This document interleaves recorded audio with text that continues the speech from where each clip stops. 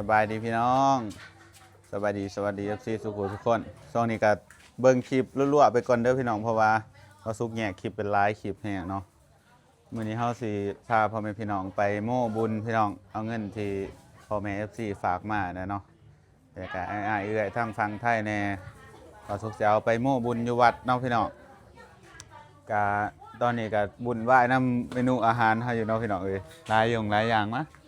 ได้เงินที่เฮาอันนี้ร่วมได้พี่น้องนี่ประมาณนี้เดี๋ยวสิอ่านให้ฟังอีกเทื่อนึงเนาะว่ามีผู้ใดแน่พี่น้องอันนี้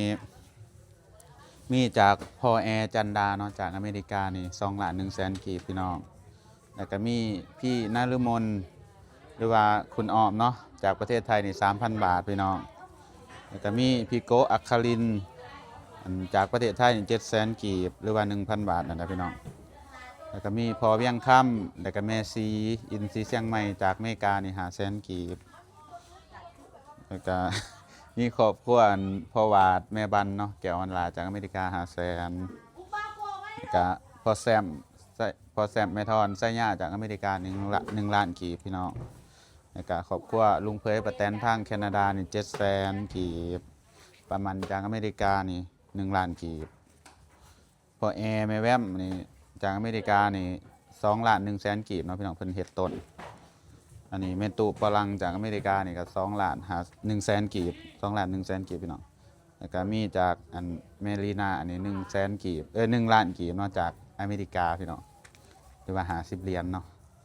มีพ่อคำมูลแล้วก็แม่เวียงค่ำนามสกุลคำเวียงค่ำเนาะพี่น้องจากอเมริกา2,100,000 กีบพี่น้อง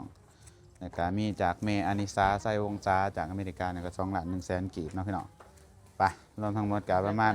17 ล้านกับอีก 3,000 บาทแล้วก็อีก300,000เนาะพี่น้องไปเดี๋ยวเราเอาไปมอบให้เพิ่นอยู่วัดเนาะสิไปกับอีแม่อยู่วัดพุ่นแหละเดี๋ยวพาไปเบิ่งบรรยากาศโรงทานเด้อพี่น้องเฮาเอาคลิปก่อนเฮาเอาโรงทานกับปุ่นไปไหวเนาะไปอีแม่เป็นคนแจกอยู่แขกก็นั่งถาก่อนเด้อไอ้บ่เอามาซะยกใส่เก่ายกใส่หัวเอื้อยหยังเอ้ยนางจากเอ้ยนางบัดนั้นไหนอีเด้อ เอามาเป็นสิโมบุญเอามาจักล้านจัก2 ล้าน3 ล้าน4 ล้านก็ว่าไป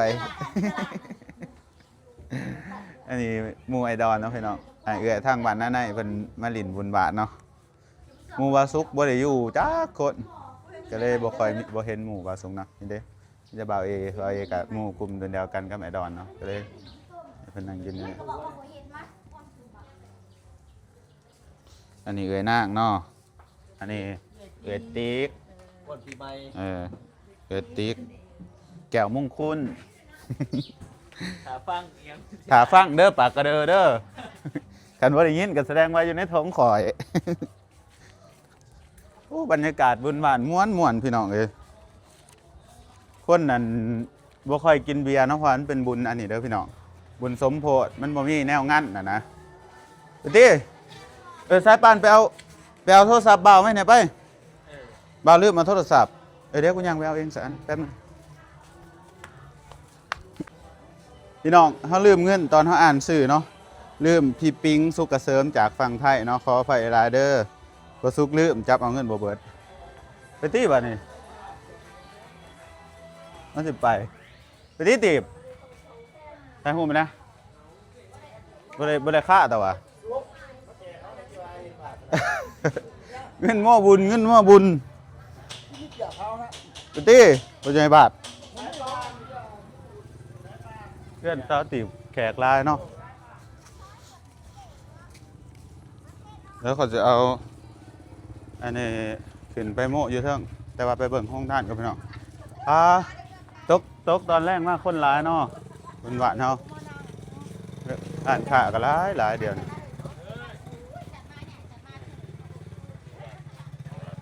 พอเขาจะเอาเงินไปโม่บุญได้นี่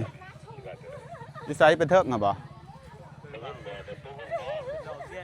เดี๋ยวไปเบิ่งห้องท่านก่อนบัดนึงมาเบิ่งห้องท่านก่อนมาดูห้องทานเฮาก่อนว่าขายขาดอยู่บ่เนาะ องค์ท่านขปุ่นจากประแตนลุงเพยในการอันแม่อานิสาขายขาดอยู่บ่เด้โอ้มากู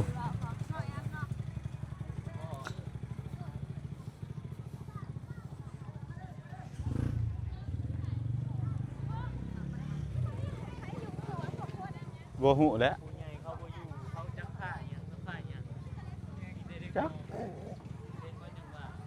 ขายขาดอยู่บ่ขาดอยู่บ่ห้องท่านเฮาขาดอยู่บ่ขาดบ่เพราะหาโล ขาดเพราะท่านข้อหาโลกอุตสาหตอนแรก คนยังว่าท่านหลายตอนแรกคนนี้เนาะ เขามามุเขามา ไปตีไปหมู่อันนี้ไปหมู่บุญ เขามีเห็ดต้นน้ำบ่ฝันเฮ็ดต้นหมู่อย่างเดียวบ่ นี่คือใส่ต้นคันหมักเพลงคันหมักเพลงใหญ่หรือซ้ำคันหมักเพลงใหญ่เขาจะไปมุใส่ต้น โอ้เงินเป็นล้าน2ล้าน มัน หมู่เอาก็แล้วเนาะหมู่เอาไปอันนี้ห้องท่านขอบคุณเนาะพี่น้อง เอาไว้ให้แน่แล้วนะ ตอนแรกคนไหนคนหนาจะได้เบิ่งให้เขาจะเบิ่งก็ได้ฝากไว้เด้อเอ้ยยอไป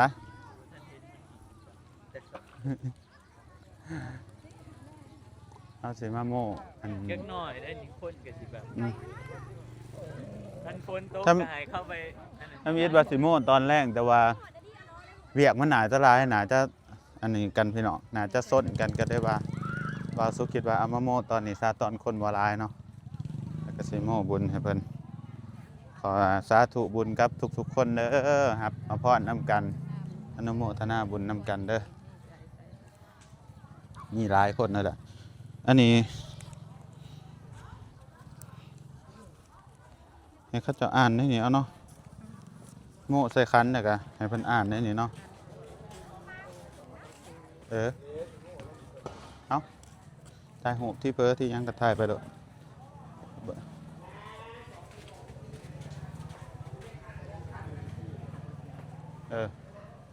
มันเป็นสิทำวิธีหรือว่าบัดนี้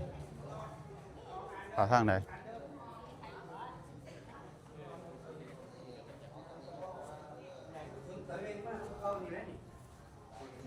เป็นถ่ายเบิ่งนะบ้านมันจังสิแจ้งไม่ถ่ายเบิ่งนั่นก็ได้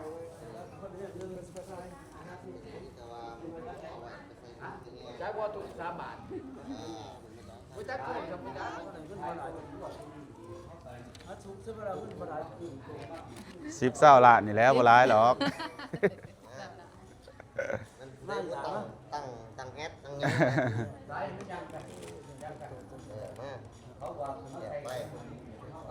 เอ้ยมาน้ำอดีต โอ้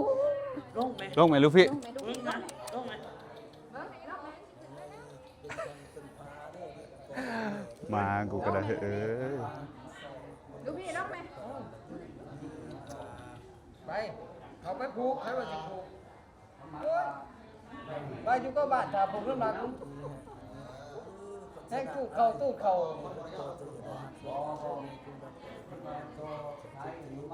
แน่นอนผูกแขนด้วยกัน เฮ็ดขึ้นอยู่เลย ได้ โอ้ได้ใบดีไม่พอใจหรือเนาะ ยะถา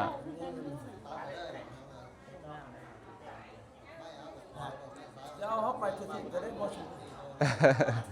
ไปหอดผู้แล้วหอดอเมริกาผู้แล้ว แล้วก็สิเบิ่งเขาได้นะเบิ่งนะนอนดับคนนี้เงินพันนอนคนนี้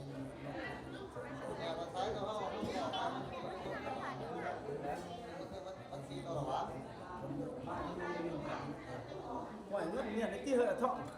เงินบ่หายได้แล้วบ่ปอนมาเนาะ เอาหน้ามาหยาดในเต็มเตรียมหยาดหน้า นี่น่ะนี่ ไปหยาดหน้าเอาไปอันนี้ เอามานี่เอ้า ว่างสายๆอันนี้เนาะ ป้าตาล นี่แหละรายชื่อกับจำนวนเงินอยู่ในนี่ได้เขียนไว้แล้วนี่จะครบเลยมั้งเอาใส่ๆนี่เนาะพี่น้องแล้วก็โม่บาทเดียวเลย ได้ชื่อ อีเมลเอาเนี่ย เอาอ่านพูดดิ เอาผู้ใดอ่านอันนี้เนาะ ตาดิ ก่อนเอาไว้ดีๆก่อน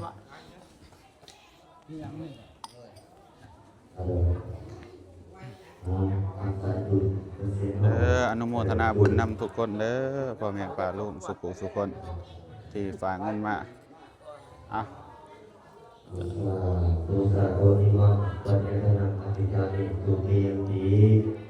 อิมังปัญญาธนังอธิษฐานิอาเตยัมปีอิมังปัญญาธนังอธิษฐานิอันนี้ศรัทธาจากแอดมินป๋า โดยจากพ่อแม่ FC ทางต่างประเทศตามในหันเลย อันนี้เป็นตัวว่าของบอกแง่จากทางจากทางอเมริกา2,100,000 กีบอนุโมทนาสาธุการและก็มีครอบครัวของทางนายนุ่นคริสจากประเทศไทยจำนวน 3,000 บาทอนุโมทนาสาธุการ อันนี้มันทับกันบ่ตัวนี้มันทับกันนะนี่อันนี้นี่เด้อเด้อ อันนี้ทางโก๊กอังกฤษจากประเทศไทย700,000 กีบอนุโมทนาสาธุการอันนี้ผมก็ขอเยี่ยมภาพที่ซีเซมัยเอลซีที่ซีเซมัยจากสหรัฐอเมริกา500,000 กีบอนุโมทนาครอบครัวของพ่อว่าเกี่ยวกับผ้าเกี่ยวกับเกี่ยวกับผ้าจากสหรัฐอเมริกา500,000 กีบอนุโมทนาอันนี้ครอบครัวของพ่อแซ่บเสียงแนวพ่อเสียงจากสหรัฐอเมริกา500,000 กีบอนุโมทนาสาธุการอันนี้ครอบครัวของพ่อเผยแนวแทนจากแคนาดา700,000 กีบอนุโมทนาครอบครัวแนวมันจากสหรัฐอเมริกา1,000,000 กีบอนุโมทนาแต่นี้จะทำท่าพ่อแม่อิสระแม่หมอและอิสระจากอเมริกาเป็นต้นกระลึก2,100,000 กีบอนุโมทนาครอบครัวทั้งในตู้ขอรับจากอเมริกา2,100,000 กีบอนุโมทนาครอบครัวทางที่ห้าจากสหรัฐอเมริกา1,000,000 กีบอนุโมทนาสาธุการและก็ที่ครอบครัวของพ่ออุดมทรัพย์อรุณสวัสดิ์และพ่ออรุณสวัสดิ์จากสหรัฐอเมริกา1,000,000 กีบและที่ครอบครัวของพ่อข้าวโพดข้าวเทียมข้าวครอบครัวที่ออกเทียมข้าวเทียมข้าวจากสหรัฐอเมริกา2,100,000 ครอบครัวของที่ออกอาริสา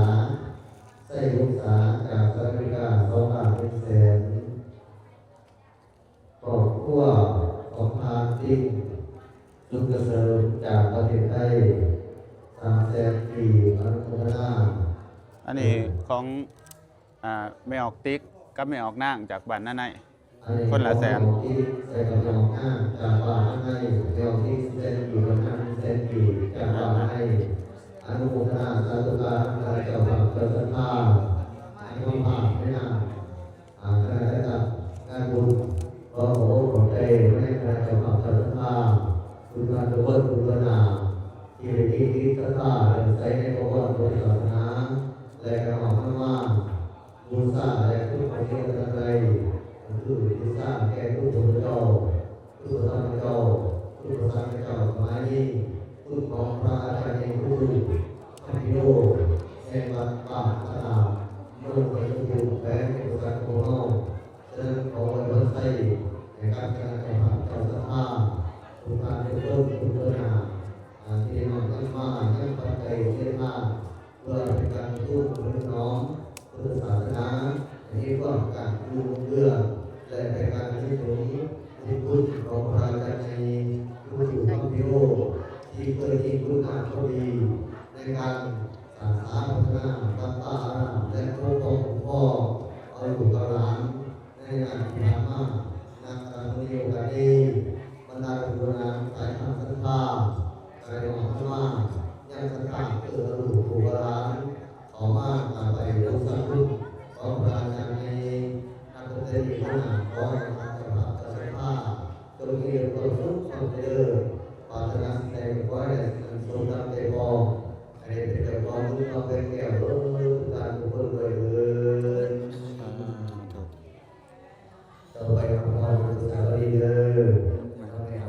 ครับพอนำกันเด้อพ่อแม่ป้าลูกทุกคน เวลาทำงานท่าดูดีก็ดูดีสุดแต่หาดูดีดูเนี่ยก็จะพัฒนาไม่มีเราต้องให้เด็กเนี่ยการศึกษาเรียนรู้ทำงานไปนั้นแต่ตั้งของตัวโยดูดีไปเรื่อยๆมาดูดีตั้งบาทตั้งเมื่อหรือตั้งแบ่งกันประเภทการของเจ้าแข่งขันกันเรื่องที่มันพ่อและการต่อไปเรื่องพ่อ พอนำกันเด้อพี่น้องเด้อ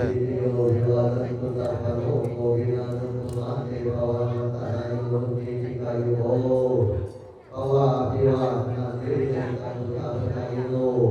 แต่ตโรธรรมาวัฏติลารุกโนสุขังปารังเอาอย่างนั้นเด้อทุกขาปตาจานิทุกขาพยาปตาจานิพยาโสกปตาจานิโสกาวุตุสัพเพวิปาริโนเกตาวตาจาเทวิสัพพะมุเนสัพพะสัพเพเทวาอนุโมทันตุสาธุสาธุสาธุอีกเรื่องอีกว่าการบริการต้นสวัสดิ์นาขอแสดงความขอบใจไปยังพ่อแม่พี่น้องที่อยู่ต่างประเทศทั้งชาวลาวและชาวต่างประเทศบนประชาชนอยู่ภายในหรือที่อยู่ต่างประเทศที่ต่างในน้ำเอาพระพุทธใจมาประกอบส่วนพ่อแม่พี่น้องชาวต่างๆเอามีความรู้ของทางอย่างสุดๆแต่ก็ขอขอบใจไปยังพี่น้องชาวที่อยู่ต่างแดนและชาวต่างประเทศโดยเพิ่มถึงไม่ว่าของเขาที่อยู่ในทั่วประเทศแท้ทางกันแต่โดยที่ใจที่เลื่อนล่าในความทำแท้ประชาชนคนเดียวแต่ที่ความสัมพันธ์แต่ที่ประเทศดีในที่ใจเพื่อเพื่อแพ้มาได้หมดจนถึงพอมีพี่น้องทราบว่าเพราะฉะนั้นต้องผ่านทุกการนี้ทางงานครับผมเป็นพี่น้องทราบว่าพอร่วมพอเพาะกับพ่อแม่พี่น้องทราบว่าทางงานขอขอใจอนุโมทนาสาธุการเด้อ ถูกเรียบร้อยแล้วนี่ จะได้กับอนุโมทนาสาธุนำพ่อแม่สู่ทุกคนเด้อแล้วก็พี่ๆทางทุกอันนั้นทุกคนขอให้อยู่ดีมีแห้งร่ำรวยบอกเขาว่าเสื้อเจ้ามื้อนั้นจะไปลิ้นมากินเตา จะเอาคันมาเป็นหน่อยขึ้นไปให้มันดังไหม นั่นบ่ ใส่ทั้งกันผ่าไหมเดี๋ยวบูซ่ามันคันมาเป็นหน่อยแม่นะ 108นี่บ่ ตัวไหนตัวไหนก็ได้เนาะนี่เนาะนี่ได้ป่ะ เอาย่อไปเบิดหั่น เบิดนี่บ่คู่หนึงได้ป่ะคู่เดียวป่ะ เอาเบิดหั่นบ่ โอ้ เอาเบิดหั่นย่อเอาเบิดห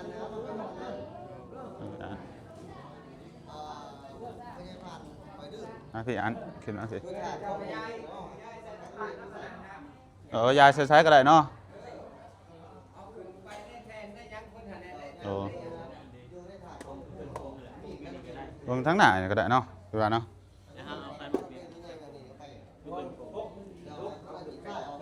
เอาขึ้นไปเทิงหัวโอ้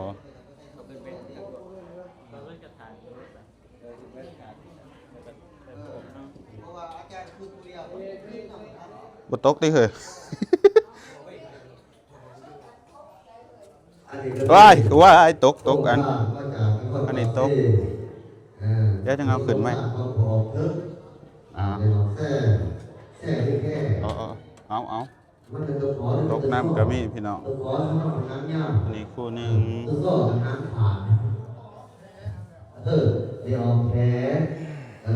มันต้องมีคนถือเห็นกูเนาะมันถือได้ป่ะ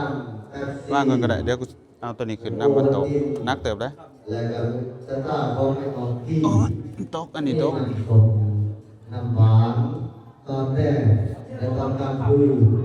แสดงว่าให้ออกเป็นว่าอ่อนกันถึงผ่านแรกและการสิอยู่น้ำอ่อนตลอดกลางคืนอนุโมทนาสาธุการเด้อนักเจ้าป่าเจ้าท่าอีกคือมันจะมาพา นักบ่อัน ขอตั้งให้กับพ่อแม่พี่น้องทราบว่าตั้งว่างไปจะสิได้บ่ โดยรวมก็เป็นว่าขอตั้ง อยู่ได้เนาะไปในเด้อ ทราบว่าในน้ำอา คุ้มตลาดแสดงความเคารพขอบใจมายังพร้อมในที่นั่งทุกท่านทุกคนที่ได้มาว่าเป็นเจ้าภาพเจ้าหน้าที่ นักเติบเลยเนาะ ท่านเจ้าภาพพูดว่าเจ้าภาพเทียนไส้ เดี๋ยวจะว่าเดี๋ยวกูสิเอาฝากเอาอย่างนึงนะ ขอแผ่จิตแผ่ใจแผ่กำลังศรัทธา ผมว่าฝากเอาเป็นยังน้องขออนุญาตเพิ่นเลยพี่น้อง ที่เดินทางมาในยุคว่า ขออนุญาตเพิ่นแล้ว พระพุทธรูประบุเหมือนของพระอาจารย์ใหญ่กุฏิพระพิโรธของเฮาตลอดคือเป็นไปได้อาตมาขอแผ่ศรัทธาเด้อแล้วอีกเรื่องพ่อแม่พี่น้องชาวบ้านทั้งหลายเฮาเดินพ่อขอมาเบิ่งสภาพคือที่ทั้งกันเด้อเบิ่งพวกเป็นระเบียบเรียบร้อยและการอนามัยทั้งออกไม่ออกที่มาร่วมงานให้ดื่มได้ดื่มได้สันขออภัยสนับสนุนจริงๆใส่ข้าวสันนอก อันนี้เอาไว้ใส่เด้ตั้งดีเลยเนาะ พรุ่งนี้ก็ได้ ขอเพลงแห่งศรัทธาในการเก็บ เอา เกี่ย ให้แม่ในผู้หนึงสิไปใส่ถาดยังบ่เก่า อยู่ไสล่ะ บ่คันกันแล้วก็จะเอา เอาได้หันบ่ ขอเพลงศรัทธาเกี่ยงให้นำจะยิ่งเป็นการดีอยากให้ดีเรียกในการสำหรับสถานที่จอดรถ เวียกหลายบ่ได้บวชเด้อพี่น้องเด้อพวกเฮาบ่ได้บวชเด้อเพราะว่าเวียกเฮาหลายข่อยเฮ็ดวงท่านตอนเช้าได้มาซอยข่อยติมาแจกน้ำกันตอนแรก ข้าวเปียก 4 โมง 5 โมงเป็น3 โมงก็ได้ ตอนนี้ก็แล้วเลยเด้อพี่น้องอันนั้นเฮาถวายเงินแล้วเนาะโม่เงินละอันนั้นโรงทานกับปุ่นเฮาก็ตอนแรกพุ่นแหละจังสิเลยเริ่มคนหลายเนาะสำหรับอันทั้งขยะเฮาก็เตรียมพร้อมเลยเด้อเฮาเก็บอันนี้บอกเล็กน้อยเขาจะมาถิ่มใส่ทั้งขี้เหงื่อน้ำตี้นี่เอาไปปลูกไว้โอ้แมงวันขึ้นมาตอมผักเนาะนี่ทั้งขี้เหงื่อนี่เหมือนบอกเลยเนาะกินแล้วถิ่มใส่นี่เด้อเล็กน้อยหาขี้เหงื่อถิ่มใส่ทั้งขยะเด้อกินแล้วหั่นบอกจุ๊เจ้าหั่นแหละเท่าน่ะกินแล้วถิ่มใส่ทั้งขยะถิ่มใส่โลด ลิกอนงหรือว่าแนวจิตประสงค์ตามหาโยมหรือจิตประสงค์เจ้าของหรือจิตประสงค์คนทรงยอดนิยมนอกถวายบรรทุปัจจัยเป็นปัจจัยเงินสด แล้วพี่น้องคลิปนี้เฮาก็สิได้เบิดเพียงเท่านี้เด้อ จิตประสงค์กัน แม่นคนที่ประสงค์ก็บ่แม่นคนก็เขาก็ฮู้จักเลาหลายหั่นน่ะพระอาจารย์คุตุฮะอยู่อเมริกาก็มีคนฮู้จักเลาหลายได้คนที่ฝากมาให้บางคนก็เคยบวชนำเราก็มีพ่อใหญ่คุตุพ่อเฒ่าคุตุ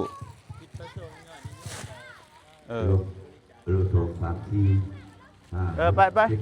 พี่น้องคลิปนี้เฮาก็สิเบิดเพียงเท่านี้เด้อฝากพี่น้องกดไลค์กดติดตามเป็นกำลังใจให้2บ่สุกแหน่แล้วบ่สุกสิเมื่อหาผัดกะเพราเตรียมเมนูโรงทานต่อไปก่อนเนาะเจอกันใหม่คลิปหน้าเด้อบ๊ายบาย กระตำที่ว่าพวกเขาได้เคยเป็น ถูกไว้นี่แหละ